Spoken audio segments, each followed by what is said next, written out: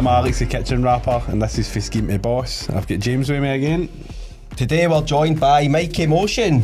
Mikey, hello boys. How where are you we? fae? What do you do? I'm fae a wee place in Glasgow. Some people say it's in Glasgow, some people say it's just outside it, called Cambus Lang.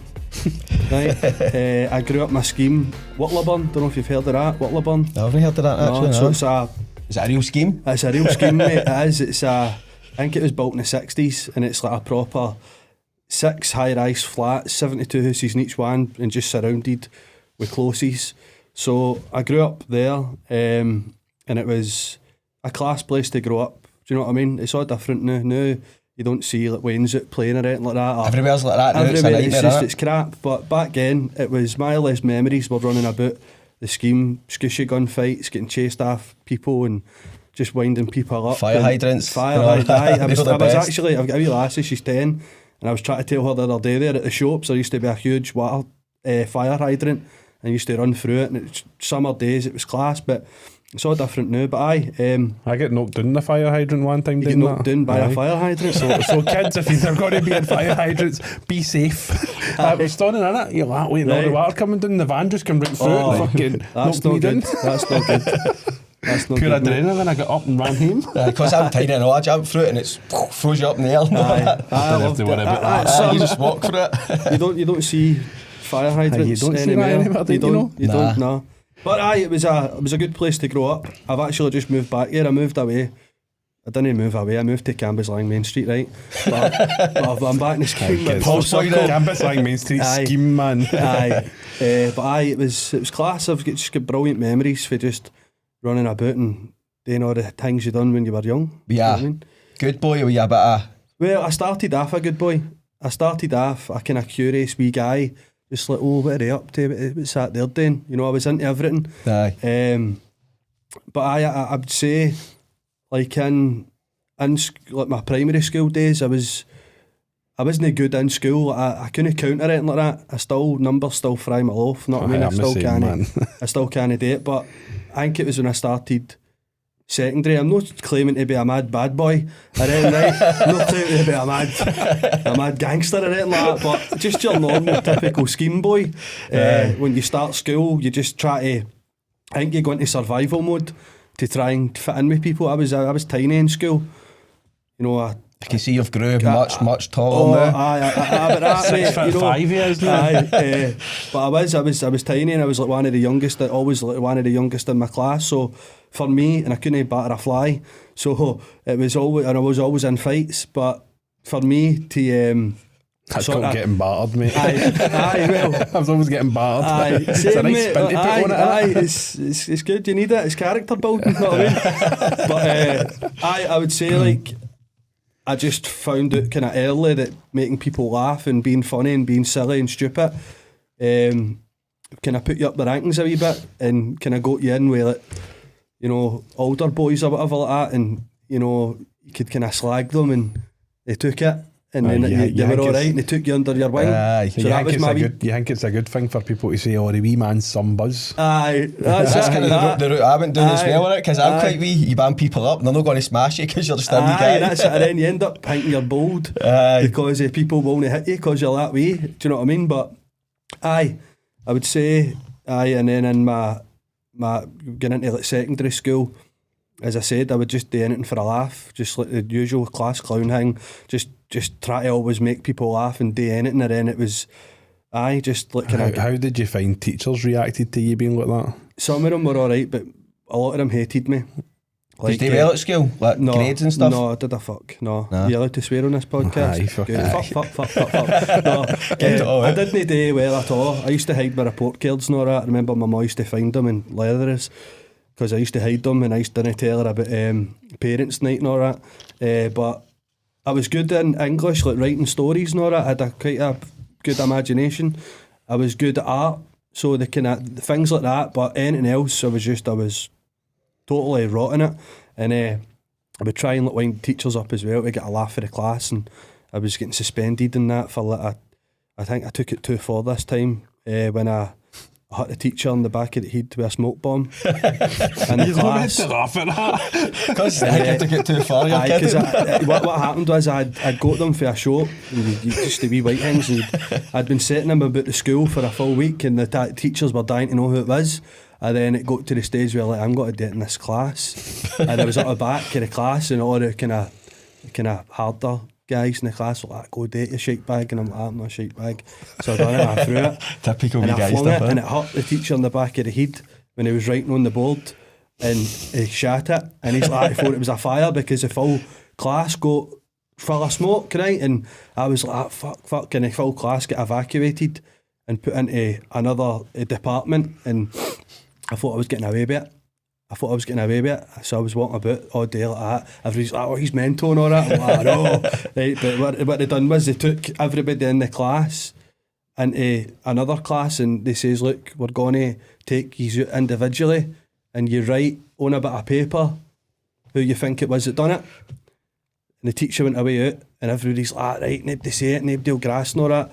By the time I went in to write my name, not like to write who I thought it was just got to write, I don't know, but it was just Mick Collins, or am I doing it? So everybody in the class grassed us in, and I get suspended, and that's when I kind of started, I don't know, just being a wee dick. If I could go back in time, I would go back in time and just like Give yourself a good shake, man. Aye. But it made you who you are the day, so I don't think you said it at the start, so you're a comedian. I'm a stand-up comedian, aye. I've been a DJ for about 20 years or something. I got my decks when I was 11, and I started DJing in clubs like when I was 17. I started doing parties and that when I was 14, but I've always kind of tried to be funny, and that's always been my, if I meet somebody, I want to just make them laugh. If they walk away and I've not done it, then I don't feel like I don't know, I just don't feel right. I always just want to kind of Make somebody put a laugh. smile on people's faces and just walk away and say, that wee cunt's alright. That wee cunt's alright. How did you come up with the name? Obviously, Mikey Motion. Mikey Motion, right? It's a funny story. My DJ name was always Wee Mick. DJ Wee Mick. That's what I would always. Creative, that one. That's very creative, mate. Right? As I said, I had a big imagination. No, I would always I would make tapes for people in school, and I would just always write Wee Mick on it, and it was YFT, Young Fern Hall Team. That's what I hung about with. And then when I started getting booked for raves, my name was Mick Collins on flyers, and then one night, this is a bit of a story. Do you want to hear it? This is how I came about with the name. So I think I was about 18 or 19, and me and all my pals were just mad with recce's, right? As you do. As you do, back right? in the day. Kids don't take them, right? Because they're bad. Don't take them. But anyway, we were big on the raves down south and all that. We just loved hardcore music, right? We really loved it. And that's what our weekends were all about. If we were in the rave and we were in somebody's house, we had CDs on, we were just right into our tunes, right? And this tune came on, and it was a happy hardcore tune, and it sounded, we called it the cowboy beat, right? That's what we called it. We called it the cowboy beat. And we ended up always one Saturday morning, about 25 A's, go to the bus, and we went into Tam Shepherd's, and we all bought cowboy hats, moustaches, fucking fake guns, and we were just cutting about dressed like this. Right, we went to this we were in this lassie's house. She wasn't even in. This lassie wasn't even in, right? And we turned our fucking house into a saloon, right? We screwed our fucking kitchen door off, right? And we sawed it in half, and we built a wee saloon door. We pulled our curtains off. How'd you get in her gaff? Because we were in partying in there, but she fucked off. She couldn't. She's like, I use her too much. So she left in the house. She done the toes and boosted. Anyway, we were telling we made like a wee fake fire in the living room. We were telling like ghost stories around the fire and all that. And we all had wee names. Like I was Mikey Motion, my pal was Potty Potion, my mate was Shawnee Devotion, right? Just mad cowboy names. And we had our curtains off, we made fucking ponchos and all that. It was just a full scale. Sounds class. Cowboy western. That's the kind of stuff you used to Weekend, get up to. but it was 2CB we were taking. We didn't even know. We thought they were just eckies, but they were actually trippy 2CB. So that's like an acid kind of thing. Aye, kind of aye. And that's the name just stuck. And then I think I changed my name on that to Facebook. And then the guy that was booking me, All Twisted for raves, he was like, "How do you know? Just put that on flyers, Mikey Motion." and then it just stuck. And it just stuck. And it just all stuck, aye. So that's the origin story. Any Mikey pictures Motion. of that day you can send us? We'll put it on the podcast. I'll try and find some, mate. I don't know, You but must have woke up the next day with some come down going, I've changed my name and everything, man. aye, A moustache showed. Aye, it's still stuck, man. Aye. But So aye. how did, it's obviously you were into DJing then, how did you get transition for that into comedy? Like I said, I was always just like, we would go to raves down south. Some of these bus journeys were like 13 hours. So you're putting on a show to entertain everybody? Aye, just like just winding people up in the bus. Like the way down, you were mad with it, and then you were at the rave, and just the group of people went to cut about with. We were just cutting about the rave, just doing stupid shit and just trying to make people laugh. And then on the way back, like a 13-hour journey for Shepton Mallet. Right, that was my favourite part. Everybody was like, "Oh no, man!" But I was just life and soul of the party. Jumping about the bus, just every year. Do you know what? A bottle of wine, I'll take it. Just stoning up, just doing it. And I always wanted to try stand up. I always wanted to do it, but I never ever thought I could. Like I always thought, like you saw like Barry Conley DVDs, videos, and all that. You saw Kevin Bridges, but I never ever knew like how to go about it. I think I was just a wee bit young and stupid at the time. And I'm glad I wish I did it back then, but I'm glad I didn't, because my material would have been nonsense. But you travelled around Europe being a DJ and all, so you probably could have done the two of them, so you had a... I did, but I suppose, and I had been making videos, like wee sketches and putting them up like, for the Bebo days. Aye. And then Facebook, and then some of them started going viral, and then... Berghaus Boy. If nobody's seen that, you'll know what's happening.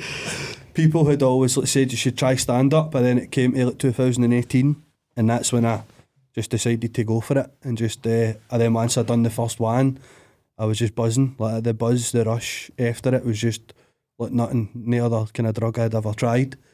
So I just it's like I can't stop doing it. I love it. Getting a viral video, I mean, I've had some videos no go viral, but I've had videos rack up views. Yep. And when you're watching the views come in the comments, like no every comment's a good comment. No. Well, I'll tell you about that. When I had put that, the Berghaus Boy video. How long ago was that? It was before TikTok and everything. Aye, that was about 2015 maybe.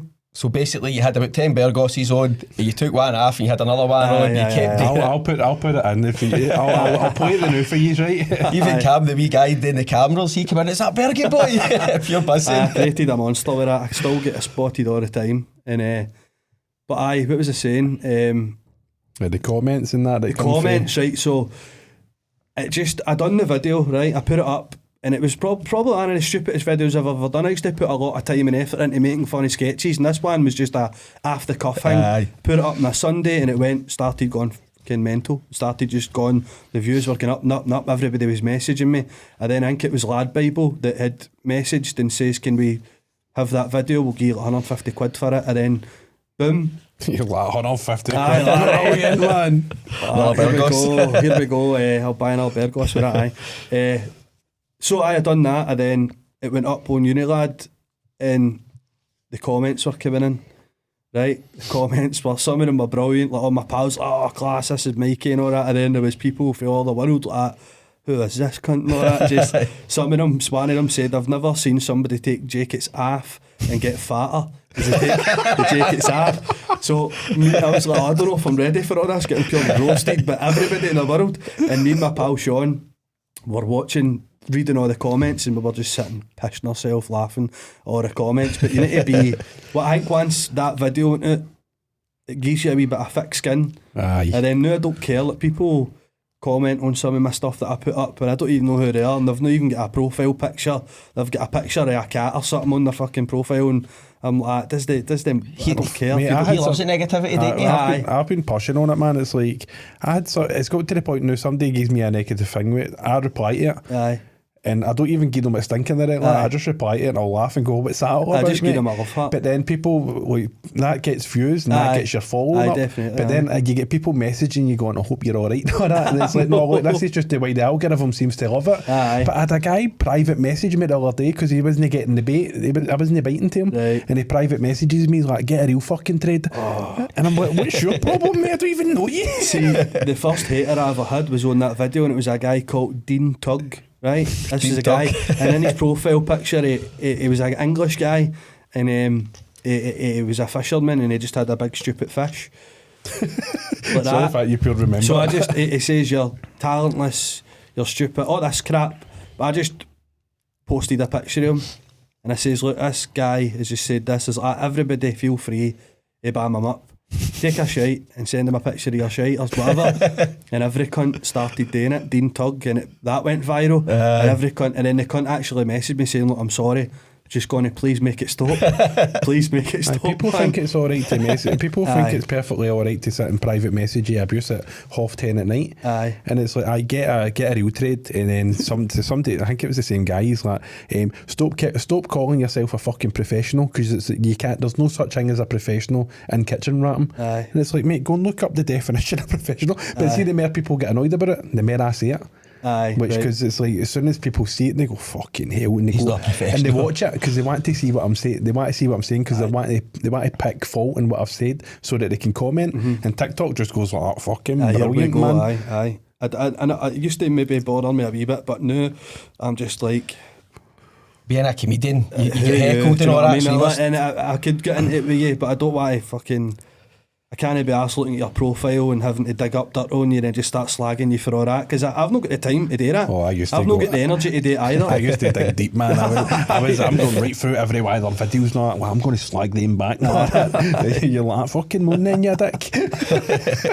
No, it's like if you're getting trolls and people are coming to you and they're constantly at it, then you just play on it, man. We had that boy Fraser on the other week. His podcast, it just went live before this one, and I put him on and people were messaging me abuse because I had him on it.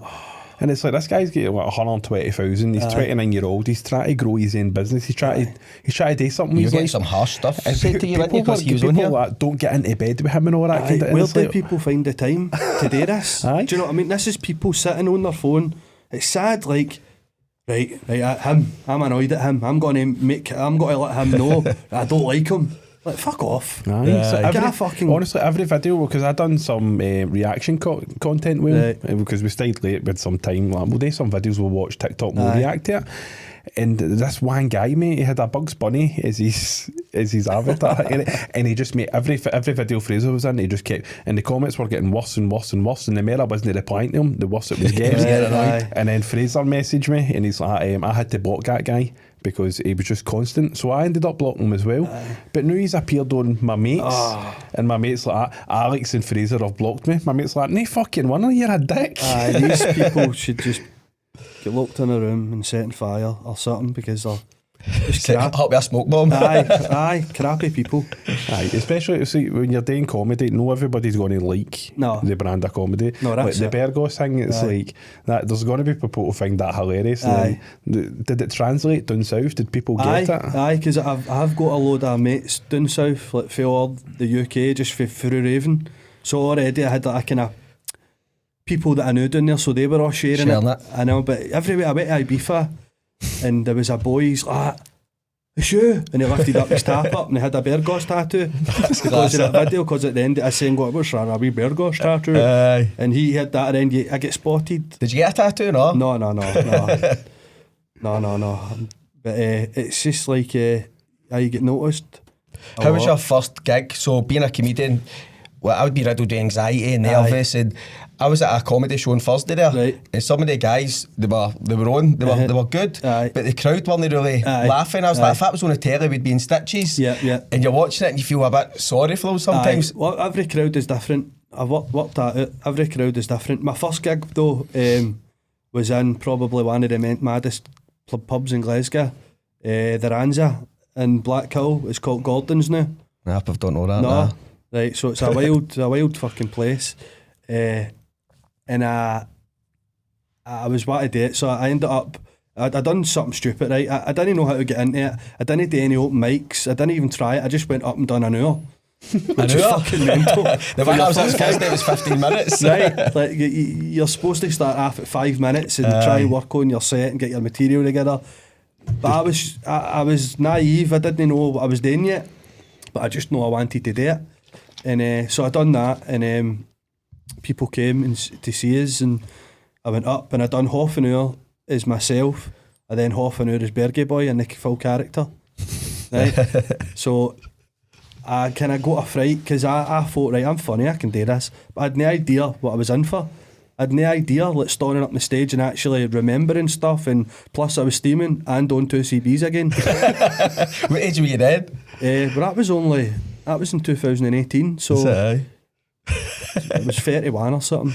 And I done it, and the Berghaus Boy at the end, but that went good because that's just a character and people all knew who it was, so the voice just gets them.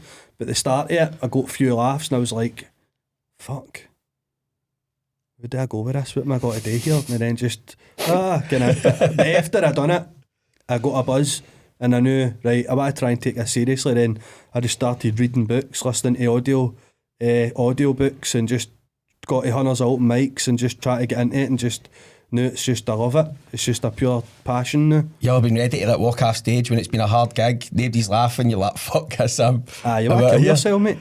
You do. Like, bombing is the horriblest thing ever. Because I can imagine, man. You go up, right, and you expect... what I'm expecting at a gig is to go up, make people laugh, to see people smiling, and me at the end of it feeling good and getting that buzz. But when you go up and you're trying new stuff out, it doesn't always work. Stuff that I find funny, I think it's funny or I wouldn't say it.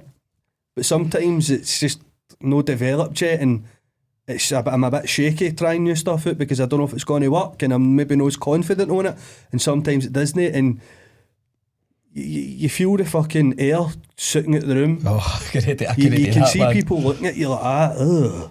That's how you just do as many open mics that's what you need to possible, do. and then you just find what works. It's you find what works, and that's and how then record the finished article and put that out there. That's it. And after it, but you really don't want to see anybody. You want to get out there as quick as you can, and then even when you walk out in the street, you fucking think people know that you've just bombed, and then you go home and you just lie like that, and you pull the covers up, and you're like.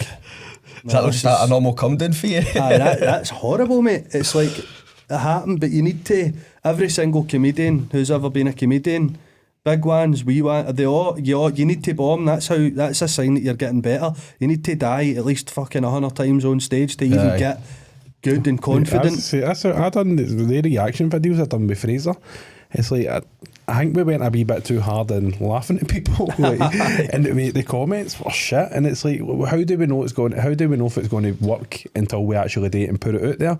So now it's like, I'm deliberately I'll be that bit more positive about it. You know what I mean? Rather than just go on and go, out of state of this cunt, use the hairdryer. People like to see that. But people like to see that. But I mean, bombing is hardcore. It's no nice, right? See, you done a gig in Liverpool. How are the English people take to you? That's the first and only gig I've done in England, right? And I was quite confident going down there because, like I said, I've got loads of pals in Birkenhead and Liverpool, knew them for years, so I know all their kind of wee twangs. Like, instead of saying Eki, you would say Gary, a Gary Ablett, a tablet. Is that what? Because when you said, I watched it and you said something about a Gary, and I didn't know what you were talking about, so that's what that is. Instead of saying gear, you would say beak, right. Mills and beak. Different words, so I kind of felt, and there was a few of my mates in the crowd and that, so I mean, I suppose you need to slow down. Like, if I'm going to be hopefully going down to like places like London and that now, to do open mics down there and just kind of try and broaden it a wee bit. And I know I'm from Glasgow, I talk slang, I talk fast, so I would need to kind of slow down. Because me, the accent's hard. Like, the TikTok. But me, can you understand me alright? We talk quite slow. I talk quite fast. But see Facebook, mate, anytime I put a video on that, if it goes down south, people just don't understand me at all. Yep. Even the captions are just going that fast, they can't even read them. And it doesn't even say what it's supposed to say. No, but I definitely need to kind of slow down and kind of drag your words out a wee bit, and so that's going to be like a whole different thing for me. That's a different skill altogether. You're more conscious of that then when you're talking. I know. Even the now, you're very conscious that you're slowing it down. Yes, even over the past 4 years doing it, even when I'm getting into gigs, even gigging in Edinburgh, it's different because when you go to Edinburgh to do a gig, say you're in like at the Monkey Barrel or something like that, it's all tourists. It's a tourist place. So you're lucky if there's like 3-4 people from Scotland in there. It's people from China, Japan, America, all these places. So you need to like change your words up and slow down. Were you ever worried that you slow it down to the point that you lose? I'm stopped talking. Just on the stage. But it's like you slow it down to the point where you lose the ones that are that have been following you for the way you were before. Aye, I mean.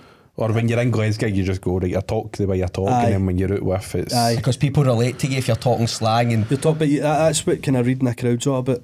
Like, if you're known first, and the host goes up, and he'll ask, "Where are you from? Is anybody from England? Anybody from here?" So that's what that's about then. So you can kind of, that's a good tip. You can kind of judge where people are from, and do you know what I mean? If you know, like, if it's just going to be a full Glasgow crowd, then you can go up and you can just be as slang as you want, and it's good. But it's something that you need to do. People from Glasgow don't even understand me half the time. I say words. I watched the last podcast back earlier on, and I've just said a word that made no sense. Because we make up our own words and they just catch on. Do you know what I mean? How did you get into the Edinburgh Fringe? So you're selling every Saturday, is it? Every Saturday. So this is over the third one I've done. So 3 years in a 3 years in a row. Aye, the first Fringe I done was 3 years ago, and I was just on like hundreds of different compilation shows. You only started in 2018. Aye. You're doing really well. You must be proud how far you've I'm proud of myself, because at the start, like I said, I thought I was funny, but being funny on Facebook and being funny in person and being funny in a gaff is a completely different thing for stand-up comedy. You're not just going up and talking. People think that you're writing. You're writing. It's all about timing. You know, you're acting and all. You're doing all these different things, and you need to do it all at the one time. Yep. So it's different skills that all come together, and it takes 5 or 10 years to pull it all together and actually have this distinctive kind of voice and persona.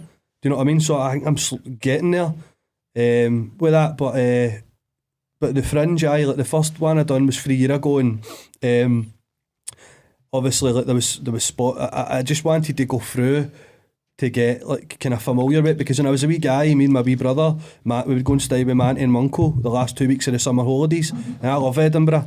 I just think it's a cool place, and I don't know, it just brings back memories for I was a wee guy and going through and seeing my auntie and that, and we used to walk up and down the Royal Mile, and the Fringe was on, it was always a buzz.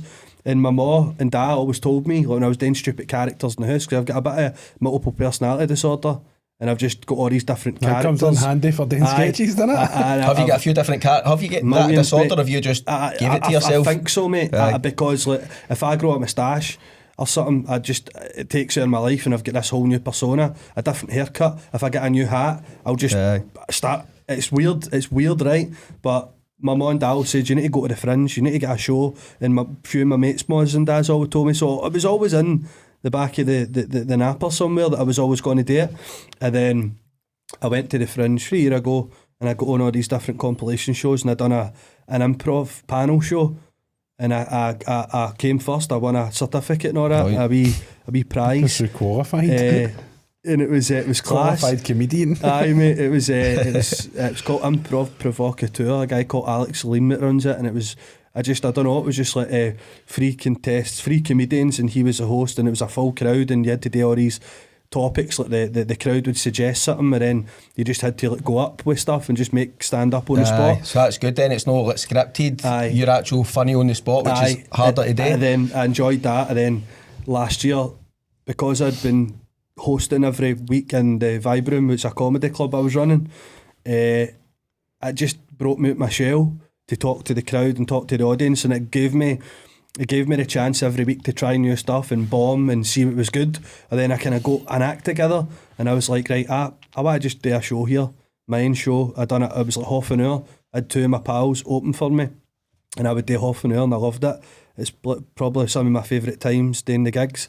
And then that was last year, so I've got a whole year experience on that with new material, and I'm like, fuck it, I'm just going to go and do the hour, because I'm ready to do it now. I can talk to the crowd. I've got an hour's worth of material, and I'm so it's got to be an hour every Saturday, an hour show. How do you get into these shows? Obviously, anybody can, you putting on your own show, it's fine, but how do you get into these other shows like the Fringe? Would you just email somebody at the Fringe and say, right, I want to come and do a show? There's a Scottish Comedy Forum, and people say there's a compilation show, send a video or a clip, or if I know you at a gig, just use a message and we'll get you on. So it's as easy as that, mate. So do you not have a manager or anything like that? I've got an agent he's all twisted. He's been my pal for years.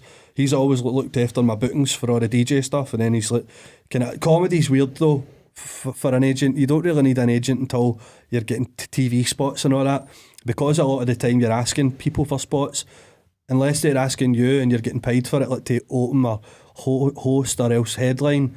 A lot of the times it's like, can I get a spot? Can I get a spot? Aye. So they're not going to ask somebody for a spot, by the way, here's my agent, deal with him. It just doesn't work like that. Do you know what I mean? Is there good money to be made in it for the ones that are doing all that kind of stuff? Aye, there is. I mean... Is this your full-time thing? Is that what you want to do? Comedy full-time? And DJing. I'll still never stop DJing. I still get booked for gigs, but the new it's I just want to try and do as many podcasts as I can to get the message out there and get people to come to my shows. But this is what I'm doing. I worked since I left school, since I was 16. I worked in a factory for 10 years in Menzies distribution. That was it roasting in there? It was fucking bloody roasting. It was class. It was a good job because it was just part of every day, and I loved the people. All the characters in that place were brilliant, but the managers were arseholes, and there was a bit of bullying going on, like with the managers, like style. I was a wee guy, and it was just. I done it for 10 years. I stuck it out, and then I left that, and then I was in call centres doing different things up until about 3 or 4 years ago, and then I was like, right, I can't work because every day it killed my soul. Every day I went home like nearly greeting because I'm just a creative person, and I just wanted to just DJ, like, do comedy and that, and now like, I don't think I'll ever work for anybody again. That's good that you managed to do that, mate. A lot of people would stay in a job that they don't like because they fear of leaving. They think they're not going to be able to pay their bills and not be able to do anything. Definitely. Follow your dreams. It's like people sitting in a job that they hate, they end up depressed, and it drives them insane. Definitely. Don't do something that you enjoy. 100%, mate, because it's like I said, it was killing my fucking soul, man. I hated it, and then I just decided to say fuck it. And don't get me wrong, it's hard. It's hard doing it. I've been skint at times for months and months at a time. You get to that stage where you don't want to ask your dad or like my brother for money anymore because I've asked them a few times and it's embarrassing. So that is the issue, but people don't want to leave their job if they're skint. So it's hard, but you need to, if you want to do something and you want to be successful and you want to do your dreams, you can't just fucking jump on a bus and the destination, you're there. Yeah. Get off at the next stop. You need to go through all the nitty gritty. You need to hit rock bottom, and I feel like I've done that. There's times where it was horrible. I was so fucking skint, man, and I was just like, some days I wasn't eating and I was doing a bit of shoplifting and all. Do you know what I mean? Like our farm food's just fucking. You've got to do aye, mate, honestly, survive. like just doing it to just eat, and you need to do that. Shit isn't just handed to you on a plate. You need to, as I said, hit rock bottom and feel the burn. Very rarely somebody that's successful is went through a kind of no similar journey, but it's no easy. No. Any business, your business, my business, and what you're doing, you need to just keep trying. You're going to get a million knockbacks for everything, and it's a lot of things wrong. All the people that gear up, they don't make it because they gave up. And I tried to gear up and go and work for somebody, and I ended up back doing it myself anyway. It's like, because once you've had a taste of doing it yourself, you know it can be done. It just pushes you that wee bit extra 100%. to do it. I was, like I said, I kind of felt lucky with last year, about a year and a half ago, I was wanting to start my own comedy night somewhere. I was looking for venues, but it was just like pubs and just these places aren't good. And then I got a phone call for like one of my pals, and his ma had just started running a club in the town behind the Enoch Centre, the old Fury Murray's. It was the old Legs and Co. Right? Yeah, you know that. Never been in there. Never been in there. That's what everybody used to say. I don't know what that is. Not that. But anyway, I got a phone call and I went to view the place and walked down the stairs and I was like, this is a comedy club. This is built for comedy. A stage, brilliant wee seating bit, low roof, class bar, all decorated up like a wee old kind of New York 1970s jazz club or something. And I was like, this is it. So I ended up just saying I would do it. I started running that every week and I had brilliant acts for the Scottish comedy circuit. People from Canada, America, up and down the country every week. That's brilliant. And it was brilliant. But that broke me out my shell.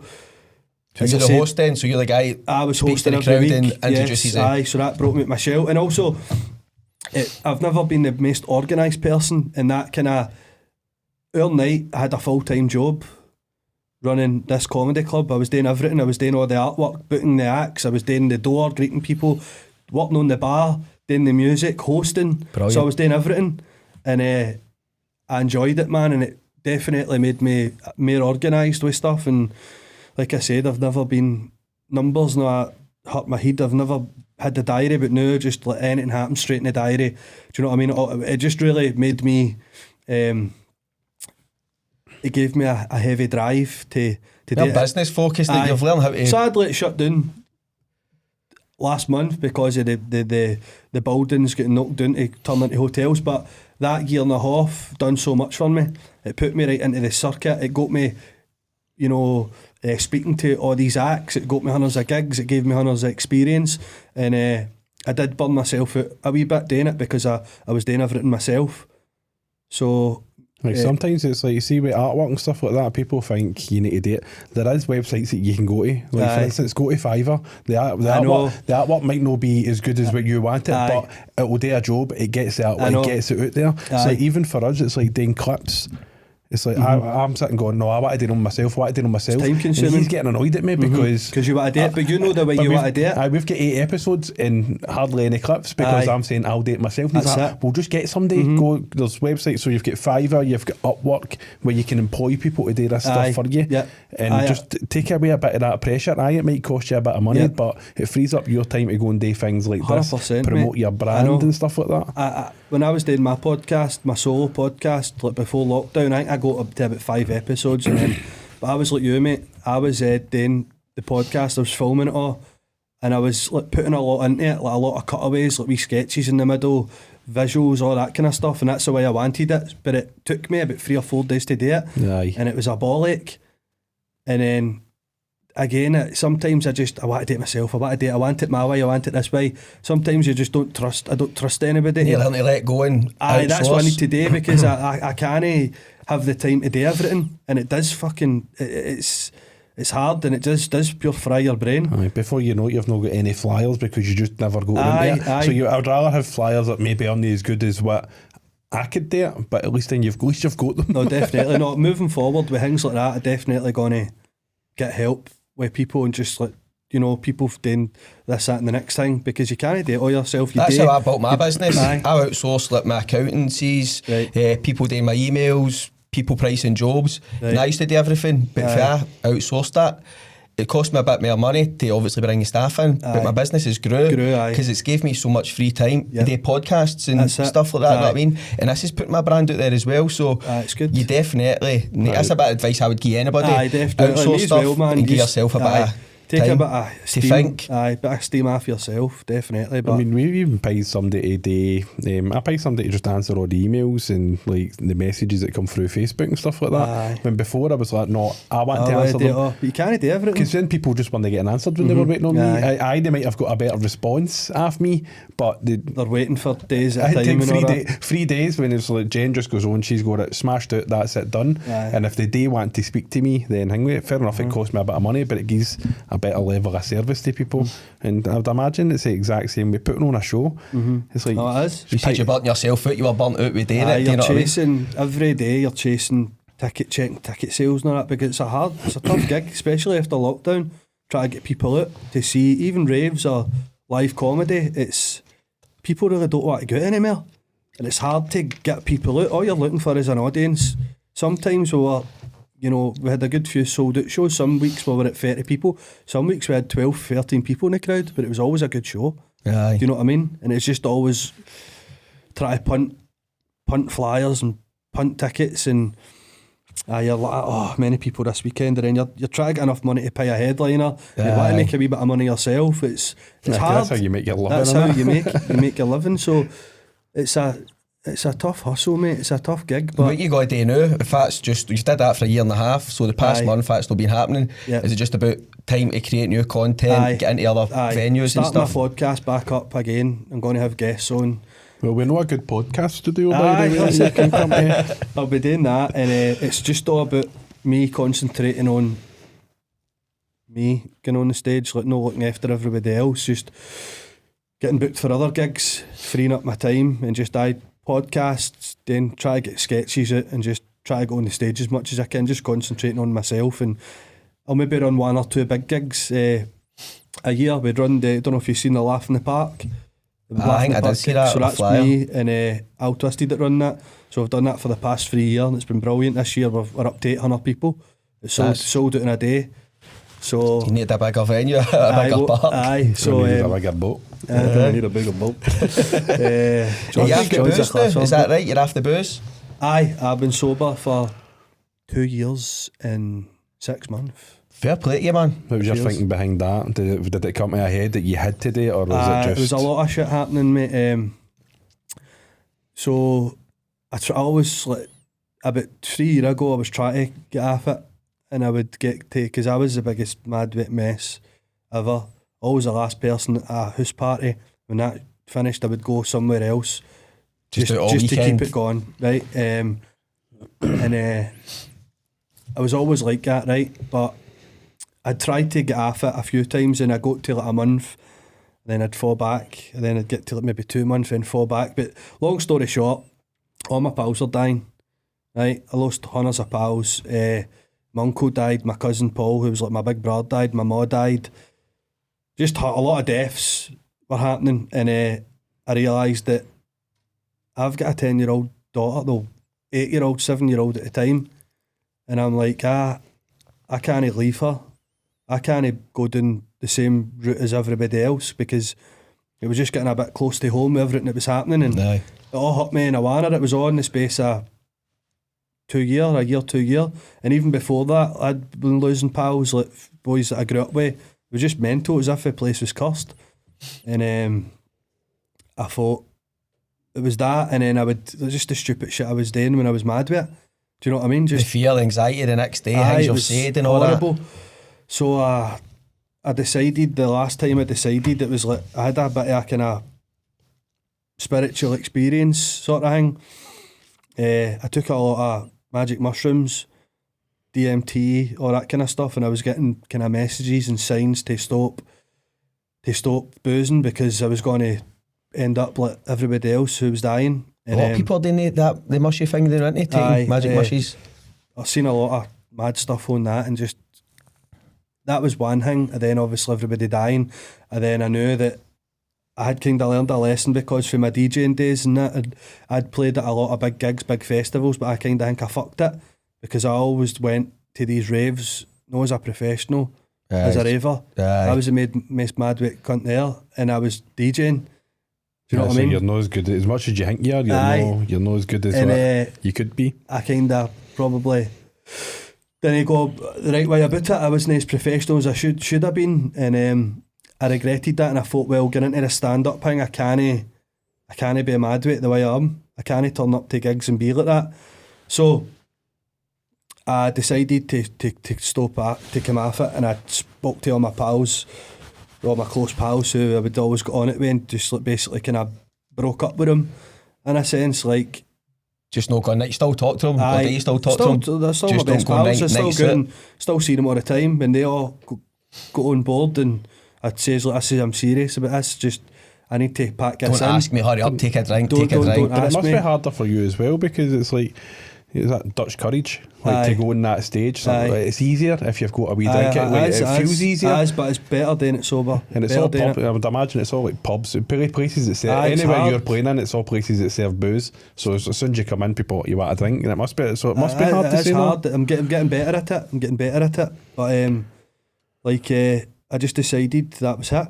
And then when I went sober, like the first 2 or 3 months was like hell, man, because I had to, for years and years and years, was taking drugs since I was like 11 or 12, and boozing, and every weekend and then through the week. So I was masking a lot of stuff, and a lot of stuff came to the surface that I had to face, like a lot of demons and a lot of traumas, and it was hell, man. I just kind of didn't go out for a couple of months, and I was kind of kidding on everybody I was alright, but I wasn't. There was stuff in my head that I was like, what the fuck, man? What is... coming to you because you've got a clear mind and you're sober? I've written, imagine, right, if you go out to the weekend, right, and you're on the eckies, or you're on the gear, you're on the booze, it's even one night, see the next day, how do you feel? No, fuck, I'd be bothered. How do you feel? That's like, I'd want to booze a talk, because you don't want to talk to anybody for a full week and all that. Right, so I came off everything. 20 odd year of booze, gear, eckies, weed, tablets for the doctor, everything at the one time. Just, chucked it. And it was horrible, mate. It was like the stuff that was going through my mind. I was suicidal, mate. I just didn't. I was like, how can I live my life like this when all this stuff is coming through my head? And I was terrified. So how did you manage to get through that? Because a lot of people that gave in and went to shop and get a bottle. Or I just sat with it for a while, and then I read a few books, and I watched a lot of stuff online about it, and it was like intrusive thoughts, like trauma stuff and all that, and then I learned that you need to face it. You need to face it all. And I was obviously running away from it all for years. So I faced it, I sat with it, and then I started just feeling better every day. I started feeling better and realising that that was my past, and I'm moving forward now. Aye. And, you know, the world's my fucking oyster. I've got people who love me. I've got a daughter. I've got good pals. I'm doing something exciting, and I started feeling amazing. Like there was a time I was just buzzing on fresh air, like waking up in the morning, buzzing to be alive, grateful every morning. I was just writing every morning about how grateful I was about everything, even all the bad stuff. Grateful that it happened to me, because it's all lessons that I've learned. It's like gratitude, like learning gratitude. I was doing it every day and every night and every day and every night, and then everything just felt fucking fantastic. Not everybody gets to that state, so you're saying you were suicidal. Aye. So it's inspirational for anybody that's maybe going through the same thing as yourself. 100%. I've lost a lot of mates to suicide and family members, and it's horrible. And they could have got through it. They could have got through it, and I wish to God, man, that I was there for them, because there's a few things that have happened in my life where I've thought people have asked me to go out or asked me to go to the pub or something, and then 2 weeks later they're not there anymore, and that plays in your mind. So do you think you blamed yourself a wee bit? Aye, and it was no my fault, but if I could have been there, like my cousin Paul, he was about 4 years older than me. What a boy, right? Brilliant. And we were best pals. Like, he said I was his hero. He travelled all the world, like everywhere I DJ'd, he was always there, and he loved it. He was your kind of your hero, and he was my big cousin, and he was some football player. He played with Celtic, he played with Motherwell and all that. He was like he played with Sheffield Wednesday and all that, and hit the booze and all that. The usual carry on, the usual story. But we went to raves all the place. Then he went through a bad time, and I wasn't there for him. And it kills me every day. I think about it, and I wish I was there, and I wish I could. The knowledge I've got now and what I went through, I wish I went through that before it happened to him, so that I could grab him and say, look mate, you're going to be alright, you need to sit with all this. Even if you were there back then, like, I hope you don't blame yourself for this, even if you didn't have the knowledge that you know, it took you maybe a year odds to get to that stage. If you were there back then, whatever you said might not have helped anyway. It might not have helped, I know mate, but I can't remember what we're talking about there, but but it's just it's inspirational anyway. But you went through that, and now you're happy and fresh air. You don't know anybody in that situation. They know 100%. There is light at the end of the tunnel. There always is, and I think people can be alone. Yeah, people can be alone, and they deal with all this stuff themselves, and it just hits them. You grow up, you get to a certain age, you realise stuff just starts coming back to you. And then it all starts to haunt you, and then you just don't know. Well, I stopped kidding up. Like, I got to the point now, because I was feeling down a lot, And I've got to the point now, see if I'm feeling down, I'll just be very open about it. I'll get up in the morning, I'll say to my missus, I feel like shit today. I'll go and do a TikTok and I'll say to everybody, people, by the way, I feel like shit today, but I'm going to push through it. Because sometimes just wee things like that, you find a wee thing that helps you. I mean, that might not be for everybody, but you find a coping way you're getting through it, and then that's you. That's it. As I said, I was doing the gratitude thing. A lot of people say it's a lot of nonsense, but it's no, man. Right, but a lot of people doing that, and it helps. It's a law. It's a just all day gratitude. Aye, do you want to know what? I've been homeless for 6 months, right? And I've just got a flat there, right? But I stopped doing it because I fell away from it. Like I had a flat and it got flooded, it got heavy destroyed, and then I couldn't get another flat because I was private let. I used to pay £550 a month for about 5 years, which was for a single guy hard. Aye. But prices now are fucking through the roof, man. £850 is the new £550. You can't get for a 1 bedroom in a pure dodgy area. Aye. You can't get that, and I couldn't get a council house, so I was sofa surfing, and it kind of took all my creativity away. So for the past 5 or 6 months, I've still been going and gigging and that, but I've no felt creative, and I've felt a bit down because I've lucky to have really good pals to let me stay with them and that, and I appreciate them so much for that. Aye, because it's hard to be funny when fucking life's exactly shit. I know for a fact I'll get a good Edinburgh Fringe show at this in a couple of years when I find the funny in it all. Right, but you look back to that time I was fucking homeless, man, get flooded. A lot of your content's through stuff that you did when you were younger, all the madness, all that kind of stuff. You said at the start of this, if you go back you would change it, but that's what's got you content for your comedy. So but for the past 5 or 6 months, I was I didn't have my own wee space to do my gratitude and all that, so I kind of stopped doing it, and I felt that, completely felt it. I wasn't feeling like myself. I was feeling a bit down, and I was just not feeling myself. I wasn't getting to see my daughter as much because I used to get my daughter 2-3 nights a week and take her to school in the morning, get her at the weekend and all that, and then that just completely stopped. So I wasn't getting to see my wee lassie. Your life just kind of stopped like my that. My life just stopped, mate. I didn't have my own space. My wee flat, I loved it. I had it right the way I wanted it. Had to stop doing my podcast. I stopped writing. I just stopped a lot of stuff. But that's me got a flat now, and I've been in it about 4 or 5 days, and I've just been writing again, and I feel brilliant again. Did you find that, when you were doing the gratitude writing and all that, did you find that you tried to hide that for people because you were worried about what people would say about it? I did at the start. Like, I'm like, I hope the fucking cunt comes into my house and fucking finds all these the boys that come out. I love this, and I am grateful for that, but it works, man. It's because if it helps, like, that's what I'm saying about videos. Like, sometimes I'll do a video and I'll not even post it, but it just helps you just to get it out there. It's like, I'm no one for it. I wouldn't sit and write because I can't spell and shit like that. But see, just talk in front of the camera, do a wee video, put it into your draft, and then delete it the next day. Sometimes just that helps. Definitely, because like when you it's physically impossible to be sad when you're grateful for something. If you're grateful and you put it out there, then it puts a smile on your face. Look at me then, eh? Right, the best podcast out. It does. No, that's good, mate. I'm glad you've got a gaff sorted as well. So, and it's coming up to Edinburgh Fringe period as well. So exciting. What is the plans for the future? So for the future, for me, I just want to gig as much as I can. Like I said, do as many podcasts I can. I want to keep doing this show. I want to keep building this show. Last year it was a half an hour show, and it's called Sober.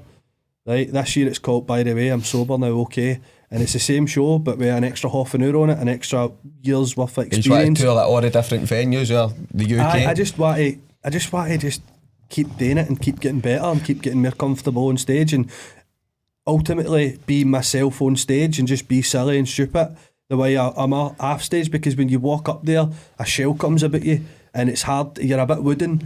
I want to be natural and just be free and floaty and just be myself. Do you do different characters? You're saying you've got a few different characteristics. Well, I used to do Berghaus Boy on stage. I've got a character called Ray Rogers, who's a 70s porn star. And is that who's in here today? No. And he's fucking got long hair. He cuts about with just a pair of pants on and a white towel on about him. And he's got an American accent. Ray Rogers, your favourite adult movie star, Golden Dick winner 7 years in a row. Thank you very much. And basically, he's just this guy that's basically talking about having a big giant knob, but his knob's tiny in reality. And that's one of my characters. Another one was the Sausage King. I don't know if you've seen any Sausage King stuff. No, I seen the Ned guy and the Ned boy. Yeah, just slashing your boys, chipping a boy. Somebody spilt their dinner in here. That's right, so all that kind of stuff. I've not done any of that stuff in a while, but because I've just really been focusing on. Plus, it's hard to do if you've not got your own house to sit in. If you're in somebody's house, you're in the living room, Mikey, doing a sketch. Fuck off, do you know what I mean? Just like beat it. But no, that's the future, is just being a good dad, being a good pal, keep doing comedy, and I would just want, at the end of the show, I want people to walk away from it with a smile on their face and do that. He was good. That's all I want. And obviously a bit of cash as well. Even if they say they're shite, as long as they bought a ticket. That's it. I know now that it doesn't matter who you are. If you're a football player, if you're a comedian, if you're a movie star, 50% of people hate you and 50% of people love you. Yep. And I know that. Can't please everybody. So you can't please everybody. There is times I've seen in crowds, and it's the best feeling when you're in when you're doing a gig and like you know you're having a good one, and you can see it in people's eyes, and their eyes are peeled up when they're waiting on the next thing you say. I love that. Like, there was a gig I done probably about maybe about 5 months ago. It would have been. It was in Tennant's Bar. Tennant's Laughter Lounge. My pal Paddy Linton runs that, and I was headlining, and I done a gig, and everybody, I had the whole audience, and I could see it. I could feel it, and they were all like that, and they were all pure, and I was completely me, just doing all my stupid silly shit. You're bouncing off that as well. They were all loving it, and then after it, a woman came up to me, and she was pure. That was brilliant, son. She was like, you're pure animated in the animation. She's like, I never stopped doing that. And she said that to me, it made me feel brilliant, because that's all I want. I want people to walk away from it and think, he was brilliant. He was good. He was class. And sometimes you go and you don't get that. People just are like, what is he talking about? So you could have did that same, well, if you call it sketch in a different place. And it's you just could leave it in a doubt feeling 100%. Shit. Aye. That's all I want to do. I just want to have a good time, just enjoy doing this. Like, as I said, comedy's my new drug. Your content's brilliant, mate. I went through you've got Instagram, Facebook, cheers, and all mate. that kind of stuff. Aye. So it's good. Aye, we've been doing a lot. How would people find you? People find me on Mikey Collins on Facebook, Mikey Motion on Facebook, Mikey Motion Instagram. I've got a link tree on there. Mikey Motion YouTube. Mikey Motion TikTok, just Mikey Motion. Just type Mikey Motion. That's how I found you. You're on Google. No, the weird thing is, right, the Mikey Motion name, I knew, like, because when he said to me you were coming on, right, I knew the Mikey Motion name. Right. I did not know that was the Berghaus guy. Aye. It's like, it's weird that. It's like you're like the DJ, but the DJ. Aye, so that's what I'm saying. And then I'm messaging him this morning going, cunt's not a DJ, he's a comedian. It's like, but TV, it's like you're building different personalities and they're different brands in their own right. It's good that you can do that. Like, my family's humoured me through the years. Like I was always a wee guy that was just cutting about doing mad voices and talking in an American accent for a whole day and all that. Like, my mum just let me do it. She was just like, there you go. Me and my mum convinced my brother that I was our other brother who stayed in America, and Michael, me, went to stay in America. Even I'm confused with that. Right, so I woke up one day and I was just talking an American accent, and me and my mum were just kidding on I was American for a whole day, like cutting about the tune, and my brother was like, he believed it. He believed it. Going long enough, but they all humoured me. Like, I had a character called Pat Noodle. I got a perm, and then I've just cut about for about 6 months, like, referred to as Pat Noodle. Did you actually get a real perm or that? I got a perm. Do you get anybody that can't grasp the fact that this is a character? Like, so it's like Keith Lemon, people think that he's a real person. And it's like, no, he's people not. Thought the Berghaus Boy was real. People like, who is this? I didn't know that. Like, my pal was away camping. My pal Gov, who's a nutter, right? He's Tall Cross, right? Gov. Do you know Gov? I know Gov well. Me and Gov are best pals, right? Like, we were always mad with it all the time, and well, he's like my good close pal. Anyway, he was away camping in Calendar, right? He was in the tent, and he heard people outside the tent at another tent talking about Berghaus Boys. So he's like that, And then this mad guy's like, he's a fucking bam, that cunt. I don't like him. And Gov, he's like, I'll stick a fucking tent peg in your eye. I can imagine, right? Gov, man. He went mental. He's like, it's a character. He's a comedian. He's a fucking character. Right? This guy thought I was a real person. Do you know what I mean? But people get confused, and I don't know. You should just do a TikTok just for the separate TikToks for each one of these characters, because people will not grasp it. They're fake. They're characters. They just won't get it. That's where you got all the negativity. And just sit there just slagging them all, because people just don't get it at all. So when you were in London, Berghaus Boy was in London. We're saying I'm in London's big bench, I'm next to big bench. The biggest bench, the biggest watch in the whole widest world. So you should obviously not tell your granny how to suck eggs, man, but people just don't grasp it. These are characters, man. I know, mate. I know, it's mental. I know, people are just stupid, I think, man, at times. They're like, how could that person be real? I know. Do you know what I mean? It's like that big, what's his name, him, but kids on, he's a lawyer. Kids on, he's a police. I'm convinced that surely that guy's a character. Surely he's not a real person. I know. Like, I don't know, man. What a character. What a character. He's going to come out one day on a podcast and just talk normal. Aye. But I think that's us anyway, mate. Can I plug my Fringe show? Aye, of course you can. For it. There's the camera right there, right there, the camera right in front of you. Say what you've got to say.